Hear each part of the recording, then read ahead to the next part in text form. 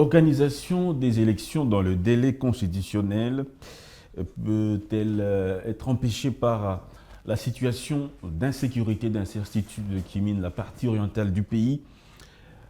La crise au Venezuela, on va discuter un tout petit peu. Quelles sont les leçons que nous pourrons tirer de ce qui s'est passé? La capture de l'ancien du président vénézuélien. Entre diplomatie, dialogue et options militaires, comment mettre fin à 30 ans de tragédie avec à la clé des millions de morts? Mesdames et messieurs, en face de moi, je suis avec Maître Martin Milolo. Il est coordonnateur du Forum citoyen, il est doctorant. Vous êtes donc également avocat. Merci, vous avez tout dit. Meilleurs vœux, chère dame, on se voit en 2026. Entre les lignes, espérons que les lignes vont bouger. Et merci à Bravo Télévision de nous accueillir. Merci à toute l'équipe pour la gentillesse. Et bonne année à tous ceux qui nous suivent au Congo comme partout ailleurs. Merci beaucoup, Maître Martin Milolo. Vous êtes également politique. Votre plateforme, c'est Forum citoyen. D'entrée des jeux, quelques petits mots, parce que vous êtes également avocat, sur des interpellations que nous suivons ces derniers temps. On a appris que M. Chadari était interpellé il y a quelques semaines déjà. M. Dounia Kilanga, également du PPRD, interpellé. On a appris aussi qu'il y a un jeune qu'on a appris il y a un jour ou deux déjà, qui est aussi Nathanaël. Il y a aussi Parole, Camizelo, qu'on a même filmé en train de demander pardon au président de la République. Quel regard avez-vous de tout cela? Il faut aussi ajouter Norbert Yamba de l'UDPS qui vient aussi d'être enlevé selon les propos de son fils. Il faut dire que c'est un recul démocratique manifesté par le rétrécissement de l'espace civique. Ces méthodes révèlent la fragilité d'un système, d'un régime qui sent qu'il est menacé d'une manière ou d'une autre, mais je pense que ce n'est pas la réponse appropriée parce que souvenez-vous, depuis la fin des années 90, la République démocratique du Congo a fait les choix clairs de la démocratie. En tout cas, ce pays ne peut pas marcher sans démocratie. Donc il faut, en tout cas, que tout celui qui est au pouvoir, que tout celui qui se retrouve dans le système de ceux qui ont la charge du pays, accepte que, en dehors de leur point de vue, il y a d'autres points de vue qui peuvent contredire. Et c'est ça la démocratie. Depuis Athènes, depuis Rome, depuis la naissance de ces systèmes, en tout cas, c'est la contradiction, l'acceptation des voix. À vous entendre parler, vous accusez déjà les autorités du pays. Mais parce que la plupart de ces interpellations sont faites par les services de sécurité. Vous avez parlé des Camizelo, on l'a vu, qu'il était entre les mains des services. Chadari qui l'a enlevé, ce sont des services. Et donc ces interpellations sont faites par les services de sécurité, alors que dans un pays démocratique, dans un état de droit comme notre pays, personne n'est au-dessus des lois. S'il y a quelqu'un qui a commis un fait répréhensible, il faut suivre la procédure, en tout cas amener le dossier en justice, le convoquer et le soumettre devant un juge afin qu'il puisse s'expliquer de ce qu'il a fait, encore que les droits fondamentaux de chaque citoyen pour connaître les faits pour lesquels on lui reproche sur un point ou un autre, c'est un droit indérogeable. Les services de sécurité sont soumis à la règle normale, à la règle générale du fonctionnement de l'appareil judiciaire ou étatique, ou les services de sécurité tombent dans ce régime spécial dans leur fonctionnement? Quel est votre avis par rapport à ça? Je ne connais pas ce que vous appelez régime spécial parce que nous sommes dans un état de droit. Dans tous les cas, tous les services sont régis par des lois. Il n'y a pas un service qui a une réglementation. En tout cas, s'il y a des services de sécurité, de renseignement, ainsi de suite, ça peut être utilisé comme des services d'appoint au système judiciaire. L'ANER, c'est un service technique normal qui fonctionne de manière régulière. J'ai entendu parler aussi du service de la cybercriminalité. Ce sont des services normaux dans un état normal qui fonctionnent conformément aux lois et aux droits. C'est ça aussi la force de ces services-là. À quel moment on établit la différence entre la traque d'un opposant ou justement l'arrestation d'un citoyen comme tous les autres citoyens? À quel moment on fait cette différence? Cette différence est plus politique que juridique. À quel moment on constate qu'elle est beaucoup plus politique que juridique? Lorsqu'on constate qu'il y a une interpellation sur base des positions publiques prises par la personne qui n'arrange pas si ou qu'elle n'arrange pas. La diffamation, c'est une infraction prévue et punie par le code pénal. S'il y a une diffamation, il faut porter plainte, quelle que soit la personne, que ce soit le président de la République, parce que le président est avant tout une personne humaine, c'est un citoyen comme tout le monde, dont l'honneur et la dignité doivent être protégés. Et s'il y a quelqu'un, en tout cas le président comme vous et moi, qui se sent lésé par les propos diffamatoires, la dénonciation calomnieuse, en tout cas toutes sortes d'infractions d'atteinte à l'honneur, à la dignité de la personne, il faut porter plainte et on convoque la personne. Mais dès lors que la critique d'un système, d'une gouvernance conduit à ce qu'on interpelle quelqu'un, alors qu'il s'agit d'un exercice normal du droit ou de la liberté d'expression. L'idée que ça donne, c'est que quelque part, les opposants ont tendance à se cacher sur ce label-là d'opposants pour commettre certaines infractions. Non, il n'y a pas d'amalgame possible. Il n'y a pas d'amalgame dès lors qu'on sait que les faits infractionnels sont définis et punis préalablement. Il faut savoir que la loi pénale est impersonnelle. Ces faits-là sont déjà définis. Comme nous sommes là, je suis dans votre émission, je me mets à injurier quelqu'un, donc ça ne me couvre pas pour dire que je suis politique. Non, et cela devrait être une interpellation pour les uns et les autres. La politique, même les journalistes qui se cachent même les journalistes, il y a la question, j'ai réfléchi avec un ami aussi, doctorant, qui travaille sur ces questions, sur la question de la dépénalisation des presses. Alors, moi, je lui ai dit une phrase que, d'un côté, nous devons lutter contre la mise en danger des journalistes ou les journalistes en danger, mais il faut aussi regarder les journalistes dangereux. Ça veut dire qu'on ne peut pas se mettre à commettre des faits infractionnels au nom de la liberté de la presse, au nom de la qualité des journalistes, ou non. Il est possible de faire son métier tout en respectant, en respectant les lois de la République. Et donc, pour ce qui est des interpellations dont vous avez parlé, des Chadari, des autres, ainsi de suite, ça ressemble plus à une chasse aux sorcières, au rétrécissement de l'espace civique, à la répression politique des opposants quel est votre avis par rapport à l'UDPS qui a fait plus de 30 ans dans l'opposition et qui aspire à cette démocratie? Démocratie veut dire liberté d'expression, veut dire liberté, droit, respecter état de droit, tout cela, ce maillon-là. L'UDPS, après 30 ans, justement, arrive au pouvoir. Comment jugez-vous la manière dont l'UDPS applique la démocratie, comment nous la vivons? Est-ce qu'il y a une différence? Il y a une évolution ou avec l'époque Mobutu qui l'a combattu, ou l'époque Kabila, les deux Kabila, et même maintenant, voyez-vous une avancée ou un recul?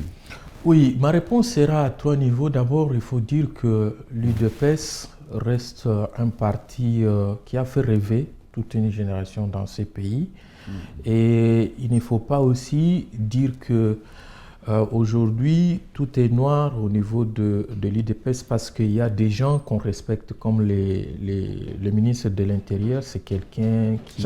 Chabani, comme il y a des profs, il y a des intellectuels de haute facture à l'UDPS. Mais je peux dire globalement, c'est un sentiment de déception, un sentiment d'échec, parce que nous venions de parler de ces systèmes de traque des opposants, des journalistes, des acteurs de la société civile.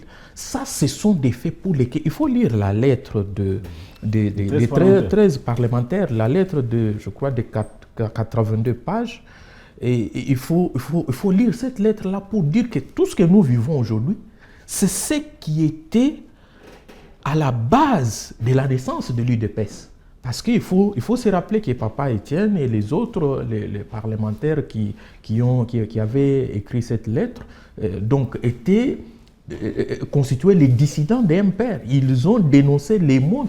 Et aujourd'hui, quand on voit par exemple la violation des droits humains, la corruption qui est devenue, en tout cas pratiquement une maladie.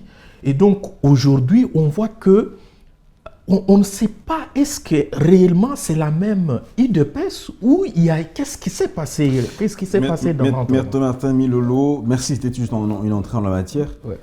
Parlons de ce qui s'est passé au Venezuela, juste pour tirer des leçons, on ne veut pas s'externaliser pour autant. Ouais.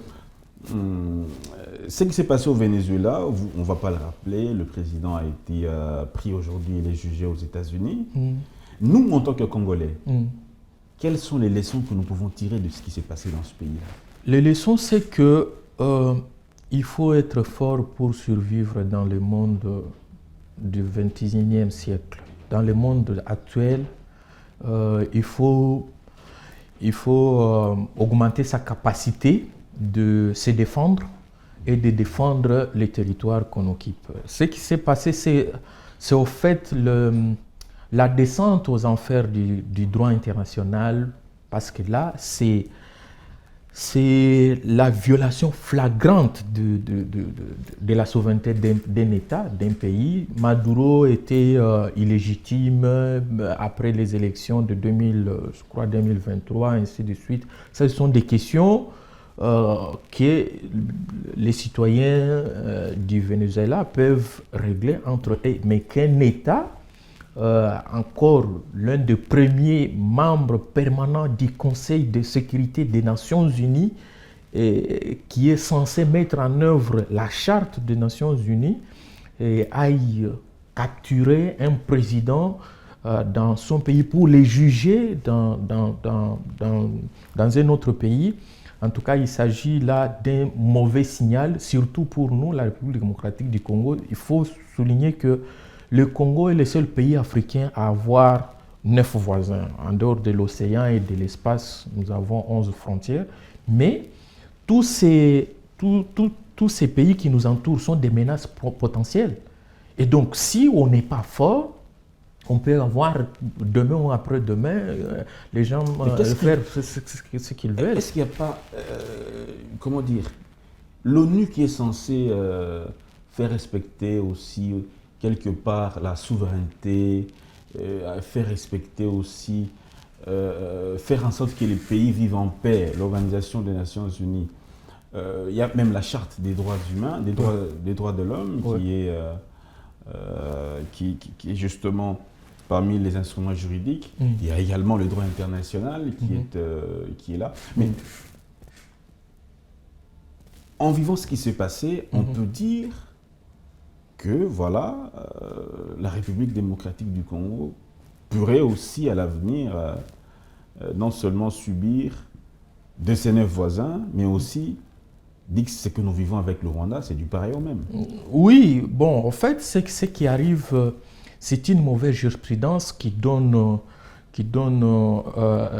donc la prétention ou le prétexte aux pays prédateurs, au régime qui marchent en marge du droit international d'aller... vous avez parlé de nous, mais il faut aussi voir la Russie avec l'Ukraine.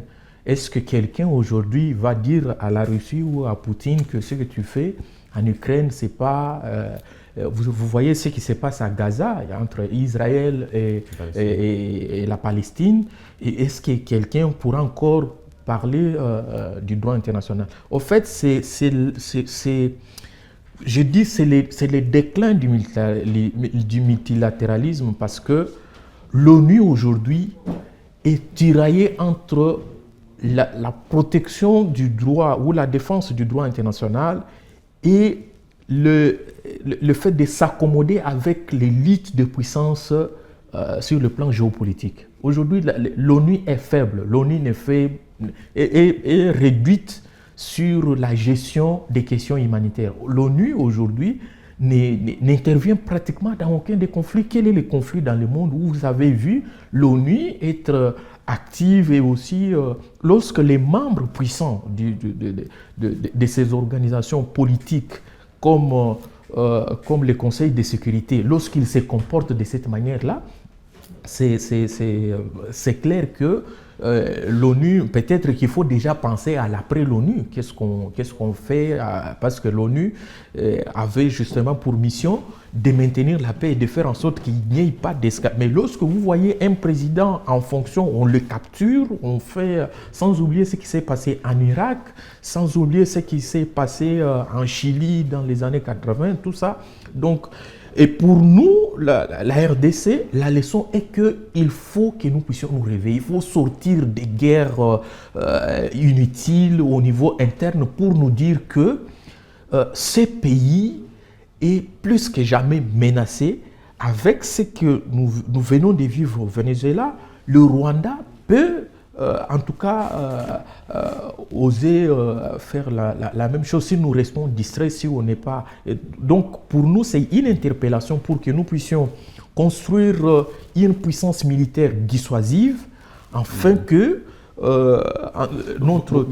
beaucoup ont commencé à demander également que les États-Unis puissent faire de même avec Paul Kagame, parce que quand ils ont vu Maduro aux États-Unis menotté avec son épouse, voilà, l'idée a circulé. Nous souhaiтерons également que Kagame soit pris comme ça, doit être jugé. Non, je pense que ça, ce sont les sentiments qui marchent, mais pour les défenseurs de l'ordre international, du droit international, on ne peut pas donc défendre ce que nous-mêmes on dénonce. Donc, je pense qu'il est possible que nous puissions vivre en paix, dans le respect du droit international.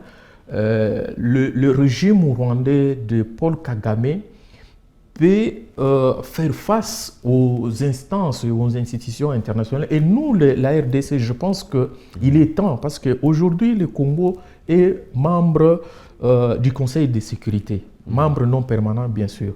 Mais vous savez qu'on peut faire en sorte que le Rwanda puisse répondre, et le régime de M. Kagame et M. Kagame lui-même puisse répondre de ses actes devant les instances du droit international. Il y a la Cour pénale internationale, par exemple, il y a la Cour internationale de justice. Jusqu'aujourd'hui, vous savez, moi j'étais dernièrement à Kisangani, j'ai vu les stigmates des atrocités commises par l'armée rwandaise chez nous. L'Ouganda a été traîné devant la Cour internationale de justice. On a eu la réparation qui a conduit à la feuilleton de Frivao et ainsi de suite. Mais le Rwanda, jusque-là, non. Donc, c'est le temps pour le Congo, avec sa position de membre du Conseil de sécurité, de faire en sorte que le Conseil puisse pousser le Rwanda à accepter la compétence de cette Cour et donc à répondre de cette question-là. On ne peut pas soutenir des interventions à gauche, à droite, surtout lorsqu'elles violent le droit. Ça sera la jungle, ça sera le chaos. Pour résoudre le problème du Rwanda et de ses incursions chez nous, c'est à nous, ce n'est pas à Trump de faire le travail à notre place, c'est à nous de nous constituer en force pour faire en sorte que le Rwanda ne puisse pas se permettre de faire ce qu'il est en train de faire chez nous. Maître Martin Milolo, Oui. revenons au pays, parlons de cette question de changement de la Constitution. Oui. Il y a eu un ministre en fonction, Oui. M. José Mpanda, Oui. j'espère que vous l'avez également suivi, qui a déclaré publiquement que le président Tshisekedi a une mission, mais n'a pas de mandat. Oui. La mission n'est pas limitée par un certain mandat quelconque. Oui, déjà... Comment vous avez réagi par rapport ? Oui, déjà que cette parole ou cette position vienne d'un membre du gouvernement de la République, il faut dire que le gouvernement, ce n'est pas le gouvernement de la majorité ou c'est le gouvernement de la République, le gouvernement de l'ensemble. Et donc, lorsque vous êtes dans cette position-là, il faut tenir compte de ce que vous dites. En disant que le président de la République n'a plus de mandat, ce ministre a commis une violation grave de la Constitution et devrait être interpellé pour s'expliquer. Parce que sur le plan juridique, qu'est-ce que ça veut dire d'avoir une mission? Sur le plan juridique, nous savons que le président de la République a été élu de la bonne ou de la mauvaise manière, mais il a été élu à une élection organisée dans les délais constitutionnels en 2023 et il a un mandat de 5 ans qui va jusqu'en 2028. Et donc dire qu'il n'a plus de mandat, c'est comme inciter certains ou encourager ceux qui pensent que le président ne devrait pas être là. Et s'il n'a plus de mandat, parce que c'est lui qui l'a nommé, c'est en vertu de ces mandats-là que le peuple lui a donné et que la Constitution lui reconnaît en tant que président de ce pays, qu'il a nommé M. José Mpanda comme ministre. Donc dire qu'il n'a pas que le président n'a plus de mandat, donc c'est renier lui-même comme membre du gouvernement. Donc c'est une violation grave de la Constitution et une mauvaise intervention qui... Quelle infraction particulière déclarer cela? C'est quelle infraction particulière qu'il aurait commise? Oui, en tout cas, la Constitution est claire là-dessus. Lorsque l'ordre constitutionnel établi est remis en cause ou... il s'agit d'un avis. Non, il n'y a pas... On n'est pas là en train de chercher les avis de quelqu'un. Là, c'est une affirmation. Vous affirmez que le président n'a plus de mandat et que c'est une... je pense que le code pénal parle notamment de même la Constitution. Si vous allez scruter dans les détails sur la tentative de renversement d'un régime constitutionnel, la non-reconnaissance ou la déclaration publique que voilà, ce président-là n'a plus de mandat, ainsi de suite, ça peut entrer notamment dans le renversement d'un régime constitutionnel parce que là, vous remettez en cause un ordre qui est bien établi conformément au droit. Mais il y a aussi les infractions d'atteinte à la sûreté de l'État. Ces propos-là peuvent notamment entrer dans le cadre de ce qu'on peut qualifier d'atteinte à l'honneur ou à la sûreté de l'État. Donc ce sont des choses qu'on peut voir au cas par cas, mais en tout état de cause, ce sont des propos irresponsables qui ne devraient pas sortir de la bouche de quelqu'un de la trempe de José Mpanda, qui est un membre du gouvernement et un intellectuel. Est-ce qu'on peut aujourd'hui aller aux élections dans ce contexte, le contexte qu'on a de guerre, d'agression, où il y a des pans entiers du territoire sont occupés, où une population qui est en train de vadrouiller à gauche, à droite, sans domicile fixe, c'est les millions de Congolais. Est-ce que le contexte permet-il qu'on respecte le délai constitutionnel? D'un côté, il faut distinguer la crise sécuritaire et humanitaire que nous connaissons de l'obligation de tenir les élections dans le délai constitutionnel. L'article 73 de la Constitution dit clairement que les scrutins sont convoqués, en tout cas, 90 jours avant la fin du mandat du président, et ainsi de suite. Et donc, on ne parle pas que s'il y a la guerre ou s'il n'y a pas... et donc, ça, là, la question ne se pose pas. Il faut tenir les élections dans les délais constitutionnels. C'est un devoir, c'est une obligation. Là-dessus, maintenant, la question de la guerre est résolue par... Un cas de force majeure, par exemple. Tout ça, c'est réglé par les articles 85 et 86 de la Constitution. On l'a connu déjà. Hein. Oui, et donc, ce n'est pas l'une des raisons qui fait ou qui pourrait faire, en tout cas, notre Constitution ne le dit pas comme étant l'une des raisons pour ne pas organiser les élections. Les élections, c'est un autre sujet, elles doivent avoir lieu. Si la guerre n'est pas finie pendant un régime, le régime qui viendra donc apporter sa contribution pour faire en sorte que les choses avancent. La question de la guerre, c'est une question qui concerne la gestion de l'État. Lorsqu'on est en charge de l'État, on doit tout faire pour faire en sorte que le pays qu'on a hérité à travers les élections puisse non seulement être en sécurité, mais aussi puisse être stable. Il ne faut pas penser, pendant que vous menez une guerre, dire que voilà, est-ce que je serai là ou je ne serai pas là. Donc ce n'est pas une question, les deux questions ne se mêlent pas. Ouais. Donc qu'il y ait guerre, qu'il n'y ait pas guerre, chaque 5 ans, il faut que les élections s'organisent dans le délai constitutionnel. Je vais vous dire pourquoi il faut organiser ces élections. Parce que vous savez, parmi les causes des conflits ou des crises, là, il y en a qui parlent notamment des mauvaises élections. Il y en a qui parlent, aujourd'hui, vous entendez ceux qui parlent des mauvaises élections de 2018, ceux qui parlent de mauvaises élections de 2023. Et donc, l'une des causes de ces conflits est politique, notamment liée aux élections. Non, ne pas organiser les élections, c'est comme attiser encore la crise, conduire encore davantage le pays dans l'insécurité et dans la frustration. La question, et d'ailleurs, lorsqu'on parle... Cette guerre est aussi issue de la mauvaise organisation des élections. Il y a deux types de causes de cette guerre ou de la crise que nous connaissons aujourd'hui. Il y a les causes internes et les causes externes. Les causes internes. Parmi les causes donc internes, demandez à Nanga ou Nanga dit, donc c'est parce que c'est moi qui a construit un monstre ou ainsi de suite. En 2018, voilà, je dois faire ceci. Et les autres disent que voilà, nous nous étions entendus, on a fait un accord, un deal, et donc ça n'a pas marché, voilà. Et c'est ceux qui sont en 2023, il y en a, si vous demandez à M. Katumbi aujourd'hui,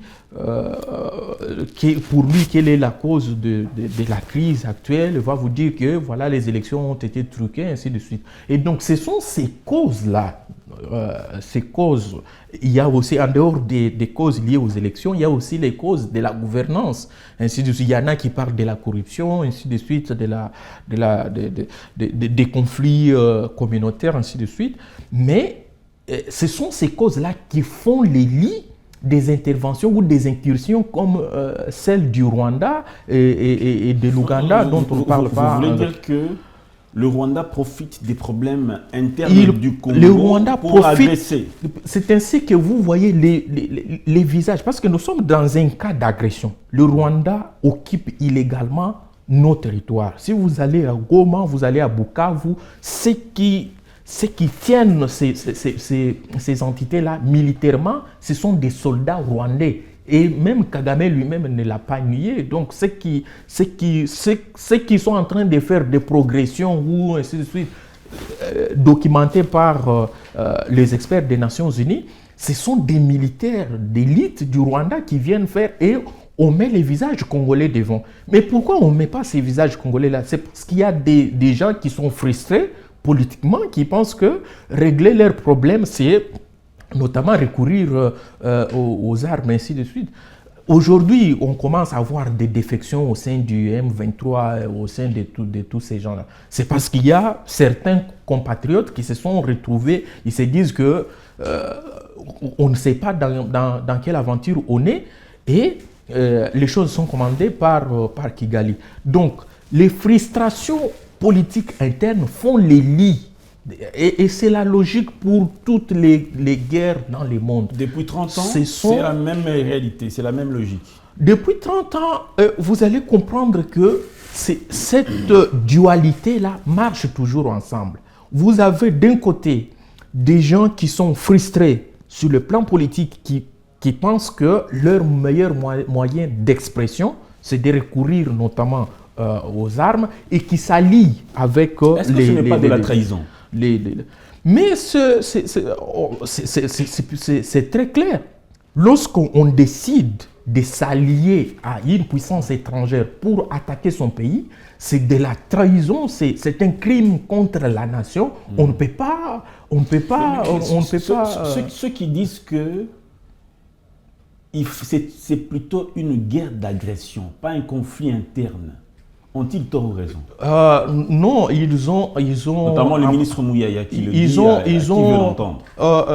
Bon, pour parler du ministre Mouyaya, mais je prends tout le monde, mais je pense que dire comme ça, c'est occulter une partie du problème. Comment cela? Nous avons effectivement une agression la plus abjecte, une agression, en tout cas très clairement identifiée de la part du Rwanda, parce que le Rwanda, depuis 30 ans, comme vous le dites, considère toujours le Congo comme son butin, comme en tout cas son terrain, sa zone d'influence, ainsi de suite. Mais on ne peut pas occulter qu'il y a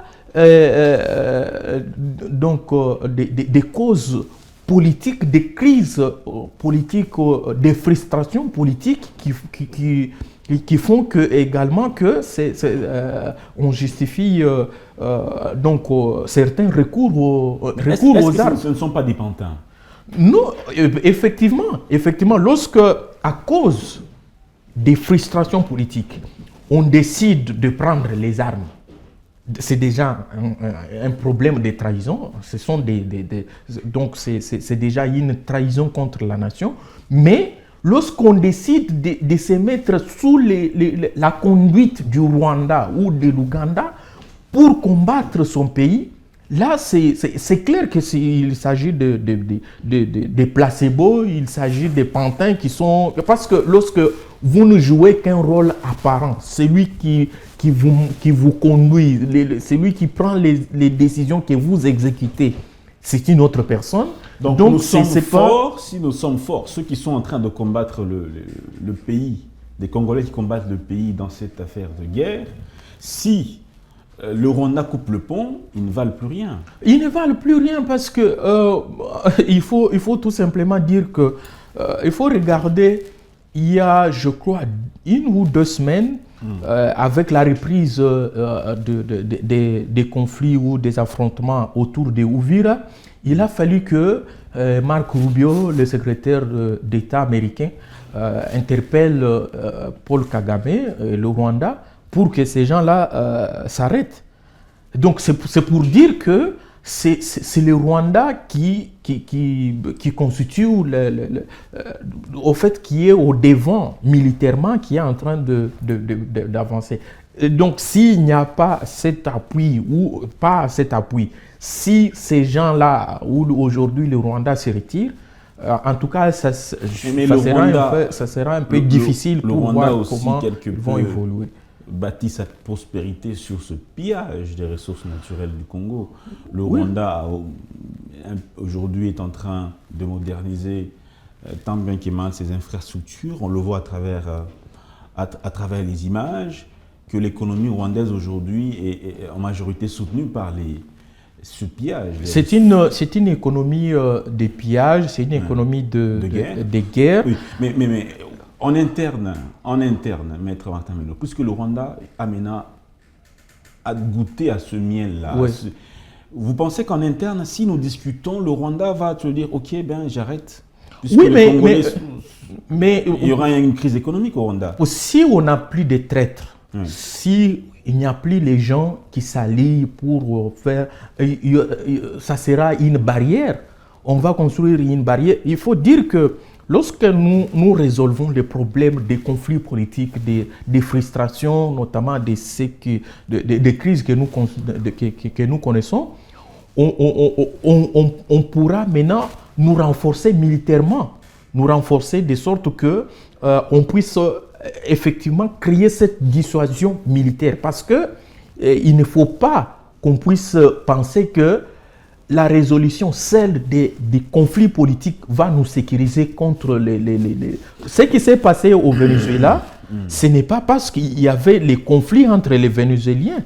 Une puissance étrangère a décidé de venir. Donc, pour nous, la résolution du conflit politique, celle n'est pas une solution définitive, mais c'est une partie importante. Donc, en dehors de cette... De la réconciliation, du dialogue, de tout ce qui est sur le plan politique, il faut que nous puissions renforcer notre dispositif militaire. Et lorsqu'on va résoudre ces problèmes politiques de réconciliation, ainsi de suite, le Rwanda aura du mal à trouver les alliés pour justifier ces interventions. Parce que tantôt le Rwanda vous dit qu'il intervient parce qu'il y a le problème des conflits communautaires, des conflits identitaires. Tantôt, il vous dit qu'il y a le problème des FDLR. Tantôt, donc, le Rwanda cherche toujours des stratagèmes. Or, ces stratagèmes-là sont donnés par ceux qui s'allient à lui, c'est des Congolais qui s'allient à lui pour lui donner les prétextes à faire ces incursions-là. Et donc, il est possible de les stopper, malgré qu'il a déjà goûté au miel avec les pillages de nos... Aujourd'hui, il faut dire que le Rwanda devient parmi les plus grands pays exportateurs du coltan, alors que le Rwanda n'en possède pas. Le Rwanda exporte les zinc, les cassitérites, et ainsi de suite, alors qu'il n'en possède pas. Donc, il y a des rapports qui établissent que dans les zones sous occupation, notamment aujourd'hui de ceux qui se réclament de la rébellion et de cette coalition, donc les minéraux sont en train de partir. Maître Martin Miolo, aujourd'hui, si les institutions de la République décident d'aller droit, justement dans cette visée de changer la Constitution et qu'il ne recule pas. Parce que vous aviez appris que le président voulait nommer un collège pour pouvoir réfléchir sur cette question de changement de Constitution. C'était pour 2025. Eh bien, 2025 est passé. Peut-être que ça sera pour bientôt parce que la question revient, on en parle. Si le gouvernement s'accroche à cette idée d'aller dans ce changement, dans cette affaire de changement de la Constitution, qu'est-ce qui peut advenir? Déjà, il ne faut pas qu'ils y aillent parce que ça sera se renier soi-même. Je l'ai dit, on l'a toujours dit. On ne peut pas, un gouvernement ne peut pas se transformer. Est-ce que c'est le peuple qui est souverain? Non, ça sont des arguments politiques et juridiques. Il n'y a aucune disposition. Il s'accroche sur l'article 5 qui dit que voilà, le peuple souverain. Non, le peuple souverain exerce sa souveraineté à travers la désignation de ses représentants, mais ce peuple-là qui a établi la Constitution ne vous a pas dit que... il faut par contre, si j'étais à leur place, il faut poser la question au peuple pour savoir est-ce que le peuple veut changer la Constitution ou pas en tant que souverain. Or, cette consultation-là ne s'est fait que par référendum. Ils ont fait référendum à quel moment pour dire que voilà, le peuple veut changer la Constitution. Donc, cette question-là va fragiliser davantage et va rendre les institutions légitimes et va amener le pouvoir dans la rue, ce que nous ne souhaitons absolument pas. Parce que lorsque vous êtes établi conformément à une constitution et que vous décidez de la changer, vous n'avez plus de bases juridiques, vous n'avez plus de bases de votre l'égalité. S'il faut parler aussi les causes de ce que non, nous vivons dans la ça, partie orientale du pays, ça c'est faux. C'est faux. Qui vous a dit que c'est l'une des causes? Elle serait venue non, aussi de l'étranger pour nous infiltrer. Non, ça ce sont des balkanisation. Vous savez, ces arguments-là ne tiennent plus. Il faut que les partisans du changement ou de la révision de la Constitution, au fait, ce qu'ils ne veulent pas dire, c'est quoi? Ils veulent établir une présidence à vie, ils veulent enlever le changement de mandat, ils veulent en fait donc réviser l'article 220 de la Constitution qui n'a rien à voir avec ce qui se passe. En quoi le nombre et la durée de mandat du président de la République, en quoi l'indépendance du pouvoir judiciaire a quoi à voir avec la crise au pays. Donc ici, c'est les goûts des mouboutistes qui pensent qu'ils peuvent encore revenir, rétablir une dictature, en tout cas nostalgique de l'autoritarisme. Et on les voit à travers leurs agissements, à travers la répression politique, à travers ce qu'ils sont en train de... Donc ce sont des gens qui rêvent de l'établissement du retour du parti unique. Ils sont mal à l'aise avec cette constitution. Regardez le titre de cette constitution. C'est pratiquement la charte des droits. Vous êtes du professeur Mbata. Oui, je suis... Oui, il faut dire... Le professeur Mbata est de ceux qui pensent que tout peut changer. Le professeur peut aussi être changé. Le professeur Mbata, je n'aime pas souvent parler parce que de lui publiquement, parce que le professeur Mbata est parmi mes enseignants. C'est mon enseignant. Et donc, sur le plan scientifique, c'est mon père. On ne parle pas, en Afrique, on ne parle pas de son père publiquement. Mais quand je pense, par exemple, à la citation de Nietzsche. Nietzsche, dans Ainsi parlait Zarathustra, lorsqu'il dit que un disciple doit tuer son maître pour devenir aussi disciple, sinon il sera éternellement disciple. Ici, on ne parle pas de la mort physique, on parle de la mort des idées.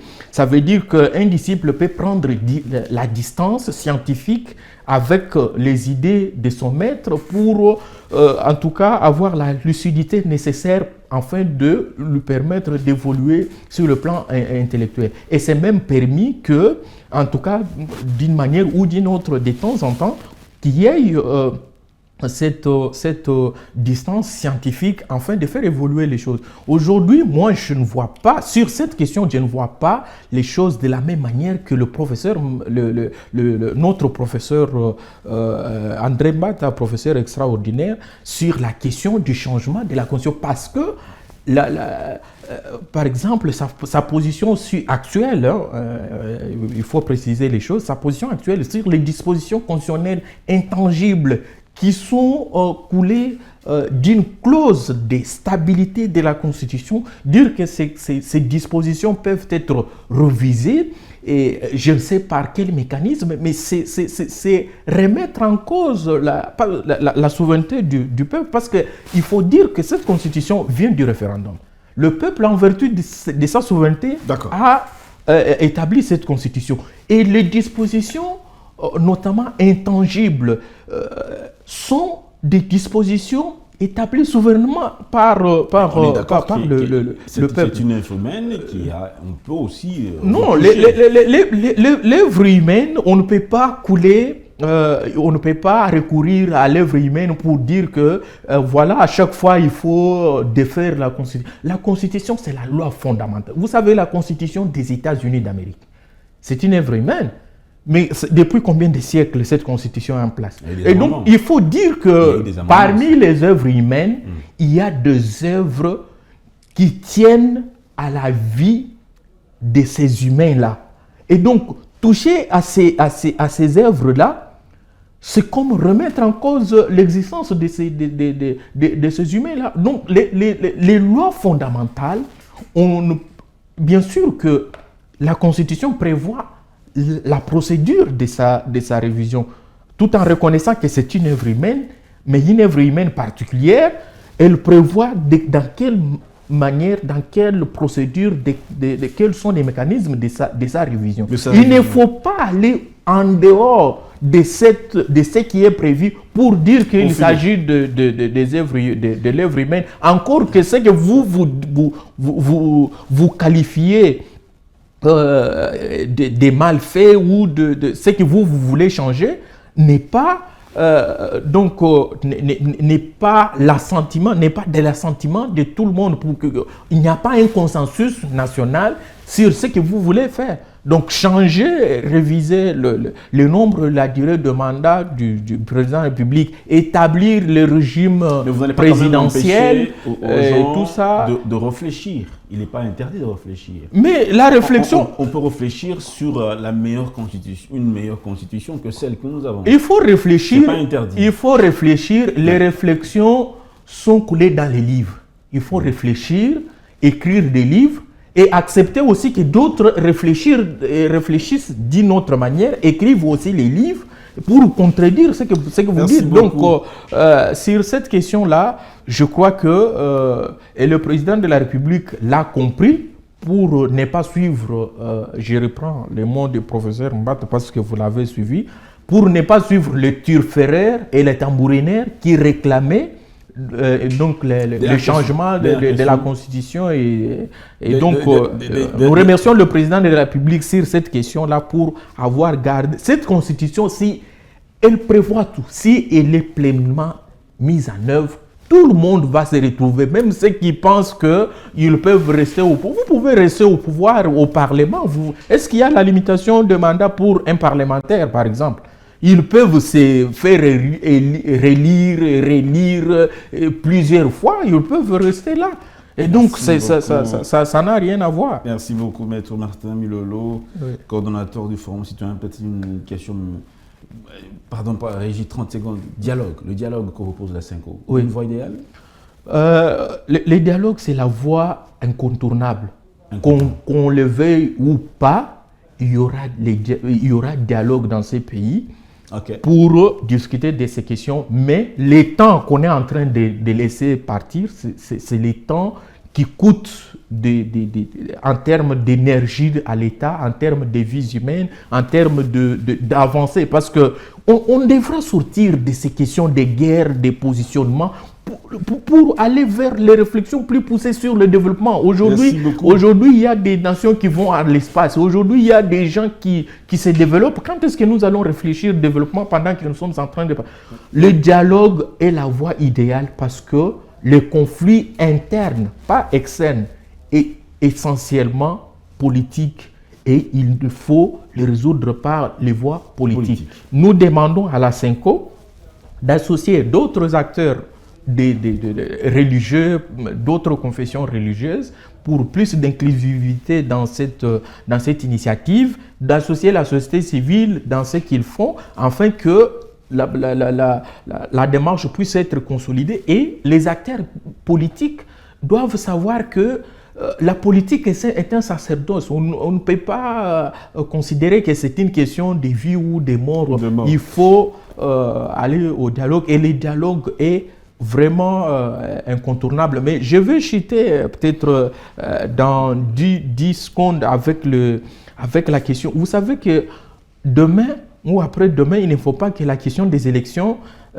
d'organisation des élections s'ajoute aussi aux causes ou au sujet du dialogue, parce que même si nous n'allons pas avec la question des guerres, parce que c'est un faux prétexte, on l'a déjà balayé, mais sur le plan technique, on est déjà en retard. Comment ça? On est déjà en retard. S'il fallait, si vous comptez toutes les opérations préalables pour arriver à l'organisation... Oui, la feuille de route pour l'organisation des élections locales, ainsi de suite. Mais vous savez aujourd'hui, par exemple, commander les matériels pour la révision du fichier électoral et faire la révision de ces fichiers-là. Et arriver à respecter toutes les étapes des appels d'offres, de tous les délais pour arriver à ça. quand vous prenez ça, tout ça avec les temps qui nous reste, on est en 2026, l'année prochaine c'est l'année de préparation des élections, vous comprendrez qu'on est déjà en retard sur le plan technique. Il va peut-être falloir que si on veut effectivement organiser ces élections, qu'on couple certaines opérations, par exemple pour réduire le temps. Donc, on est déjà en retard. On est déjà en retard et il ne faut pas que l'organisation des élections fasse encore l'objet des débats. Est-ce que les élections doivent s'organiser? On doit résoudre... Avec ou sans Goma, avec ou sans Bukavu? Non, il n'y a pas d'avec ou sans. On doit tout faire pour que ces territoires-là, les élections de 2023 ont été organisées comme de 2018 ont été organisées avec d'autres espaces sous occupation. Il faut qu'on puisse résoudre cette question avant la tenue des élections. Il faut, au fait, la question sécuritaire est urgente et immédiate. Il ne faut pas la lier à quoi que ce soit. Je dois récupérer la parole pour mettre fin à cette émission parce que le régime est pressé. On a débordé de quelques... Merci. Merci en tout cas de m'inviter entre les lignes et en tout cas à tout moment. Merci. Merci beaucoup. Merci à l'équipe qui m'a aidé à vous présenter ce numéro dans tous les lignes. On espère qu'il va vous plaire. S'il ne vous plaît pas, eh bien... on fera un effort de trouver des invités qui diront ce qui vous plaira. À très bientôt.